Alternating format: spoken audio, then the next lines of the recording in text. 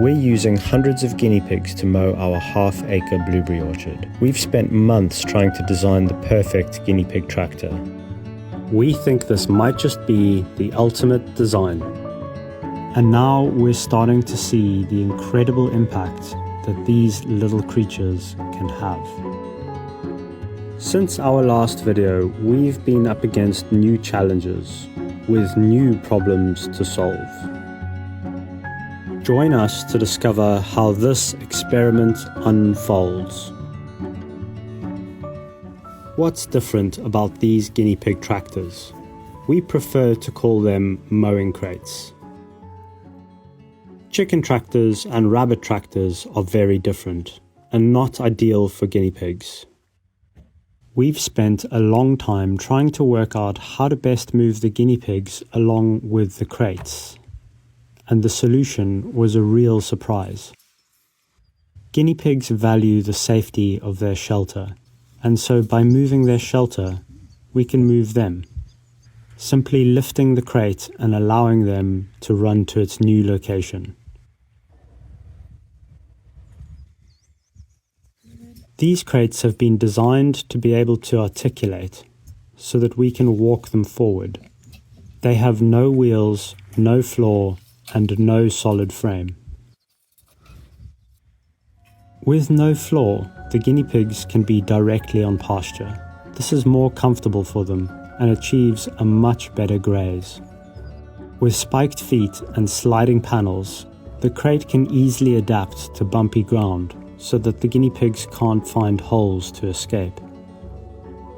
This is not possible with any solid framed tractor that doesn't have a mesh floor. We've even been able to start mounting the crates onto the side of our blueberry beds. This design is working very well, but there have been some more challenges to overcome. Talking about challenges, if you've been following our journey, then you'll know that it's not exactly been an easy one. Being a farmer and an entrepreneur is stressful. Problems can come at you from every direction, and it's really easy to feel overwhelmed.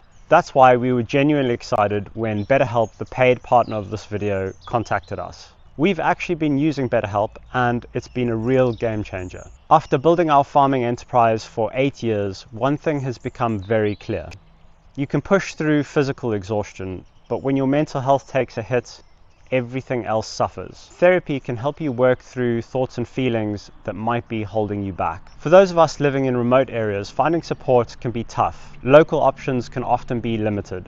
BetterHelp offers convenient professional therapy from the comfort of your own home. No commuting, no waiting rooms. With BetterHelp, it's easy to find a credentialed therapist that matches your needs. And if they don't quite work out, it's very easy to switch at no additional cost. If you're feeling overwhelmed, don't wait. Click the link in the description or go to betterhelp.com/parkcarrig to get 10% off your first month of therapy. And now, back to the video. We consider the design to be complete when we run out of problems to solve. There were 3 major problems that we needed to address. Let's start with the first. Lots of you have asked how we protect our guinea pigs from predators. If you know anything about predators, it's obvious that this guinea pig tractor is not sufficient to keep the guinea pigs safe. Instead, its main purpose is to keep the guinea pigs in. To protect our animals, we have an electric perimeter fence that goes all the way around our animal housing as well as the blueberry orchard. This protects them from ground predators such as foxes and weasels. As for aerial predators, the guinea pigs are too fast for them, with a short distance to safe cover. Everyone has been safe from predators until now. One morning we noticed a hole had been dug at the base of the guinea pig house door. We also used the space to brood ducklings, and some of our new Welsh harlequins had been killed. Strangely, none of the guinea pigs were taken. So who was responsible? It couldn't have been a fox or a weasel. We have perimeter electric fencing that keeps ground predators out, and it does a great job at it. If they did manage to get in, we'd expect them to take the ducks, given that they're a bigger meal, and in a house with easy access. But that didn't happen. It also couldn't have been rats, given that we've got the ducklings in a rat-proof brooder made from tin sheets. Could it have been our feral cats? They have access to the electrically fenced area where we keep the ducks and guinea pigs. The cats have been excellent rodent control, which is why we keep them here. They don't have access to the guinea pig house, but could have dug the hole under the door. It seemed likely to us that the cats were the ones who took the ducklings. Up to this point, they've never taken a guinea pig, but we hadn't been keeping breeding groups outside. They were always protected inside the guinea pig house. The cats won't go after adult guinea pigs, but the baby ones, they seemed perfect for a feral cat. And sure enough, the next day we discovered some remains of a baby guinea pig left on the pasture, right next to the crates, just outside the guinea pig house. And there was no sign of entry. Leaving gifts like this is very characteristic of a cat. This was the first time that the cats had killed any of our livestock, and they'd done it 2 nights in a row. We went through each crate, counting the guinea pigs. A bunch of baby guinea pigs had gone missing overnight. If you've been following our journey closely, you'll know that our goal is to keep everyone on pasture. The only solution to protect the baby guinea pigs from cats would be to use netting on top of the crates. This was something we've been avoiding due to the fiddly nature of attaching netting to such a large area. Nets dramatically increase the amount of time it takes to move each crate. It's really important that these crates are time efficient to work with. We needed to make some modifications, but first we had to free up some crates. So we decided to move this group back into the guinea pig house for the time being. I got to work fixing the hole underneath the door.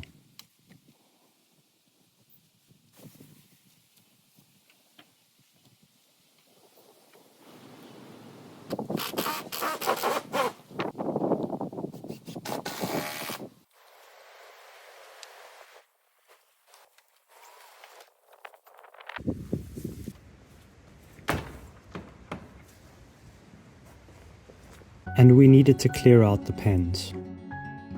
The guinea pig manure will be composted by the worms. There are plenty of them. We spread fresh hay, ready for the new guests. Now it was time to transfer this group of guinea pigs back into the house.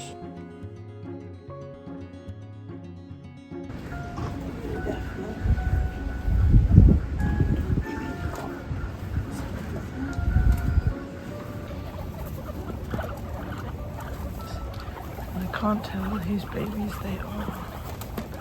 Oh, maybe the black ones.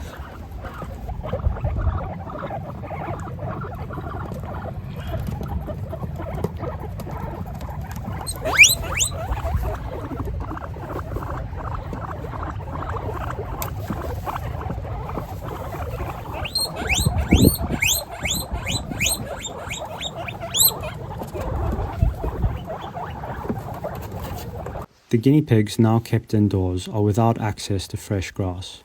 Hay does not contain vitamin C due to its low moisture content, so we're supplementing their diet.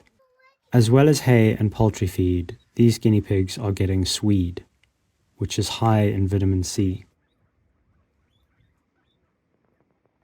A few other treats too.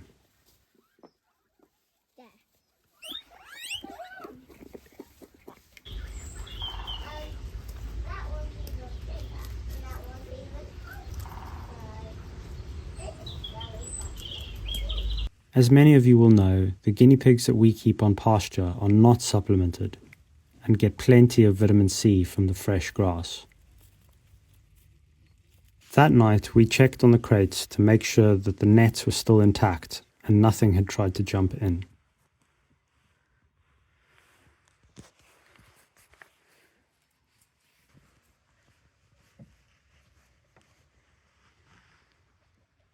Now that everyone was safe, we needed a long-term solution. These nets had to be temporary. They're a pain to handle.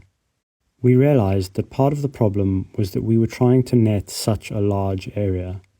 It makes it a two-person job. If we were going to net crates, they needed to be the narrow crates. The netting also needed to be easier to handle. This poultry electric netting looked perfect for the job. We fell out of love with poultry netting a long time ago, so this felt like a good use. It was perfect, easy to handle. But using this netting, as easy as it is, still adds precious time to our daily chores. So instead of netting all the crates, we're only netting the breeding groups, as it's the babies that are at risk, not the adults.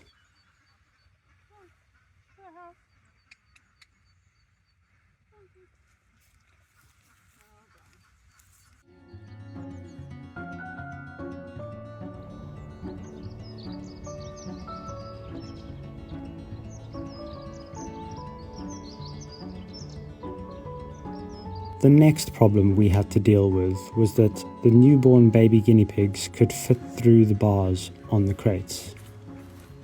It doesn't take long for them to grow out of this, but it was creating all sorts of chaos and exposing the babies to more risk.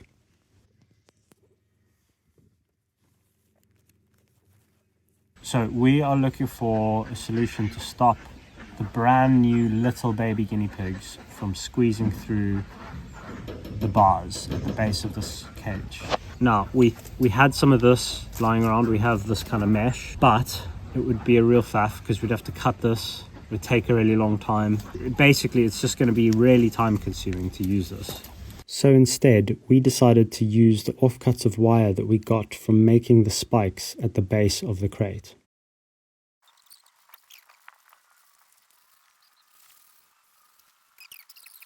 Okay, so we've added in this piece of wire running along the bottom.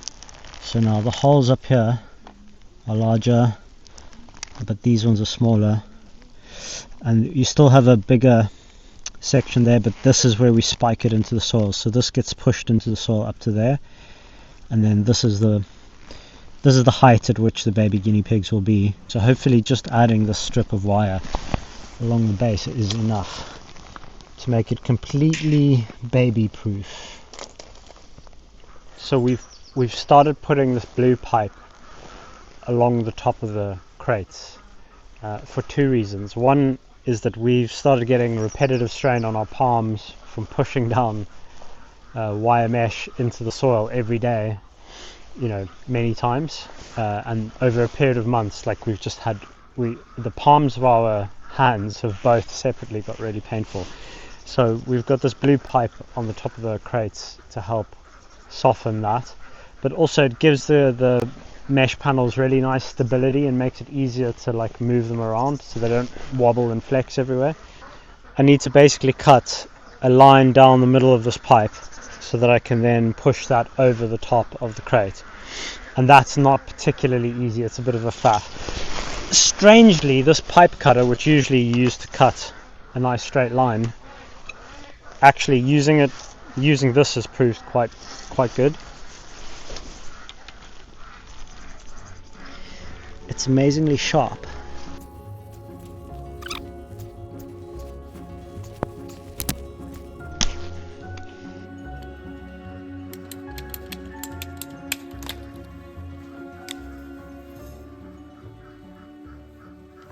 Hold the back for me. Grab it with two hands. Straddle it as well. Yeah. Pull against me. Actually pull. Go. Go. I'm trying. Pull. Wait. Okay, pull again. Yeah. Keep going. Pull. Don't do sudden. I know, I'm trying to be smooth about it. I'm filling, I'm not on balance. God, so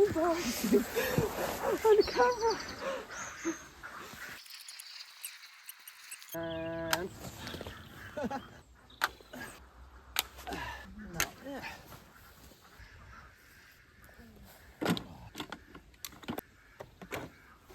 We need to upgrade all of the crates to include the blue handles.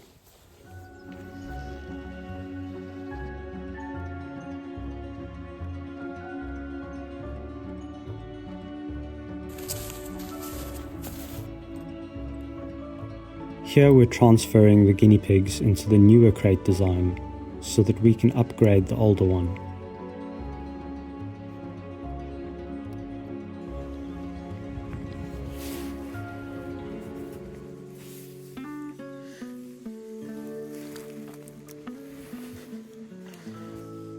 Hello, mate. What do you want, mate? You want some jam sandwich? Yeah. Do you break off a piece for him? Oh, go on then. Go on then, mate. Oh, with some jam, Pa. Go on. With a bit of jam.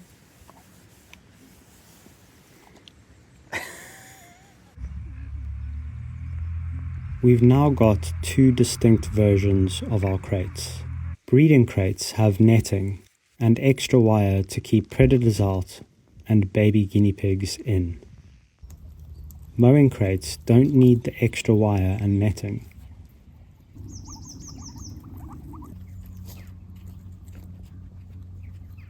But will also have the blue pipe handles to improve comfort.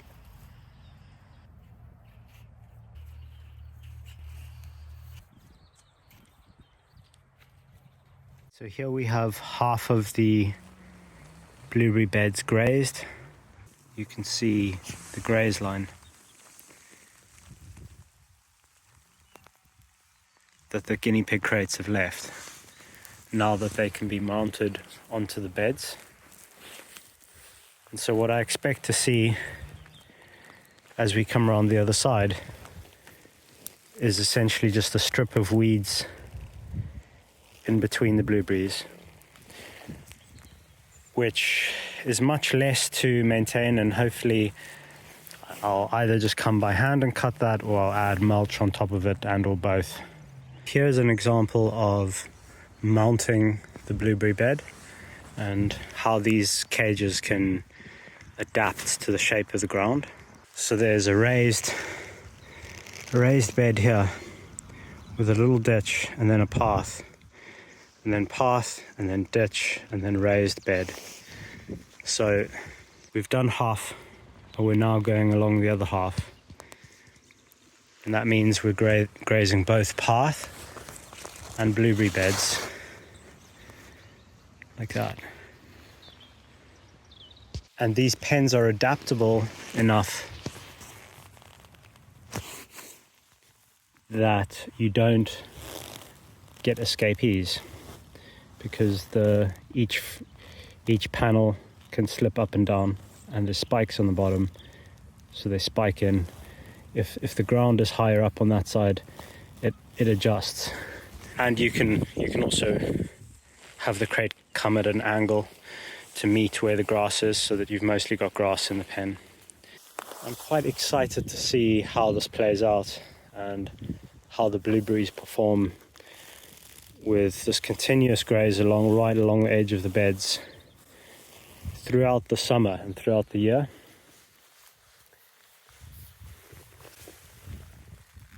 And that's what is being left behind.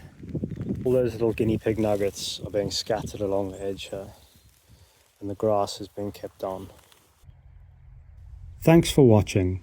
If you'd like to support the work we're doing, please go to our YouTube channel page and select the join button to learn more about our membership. See you next time.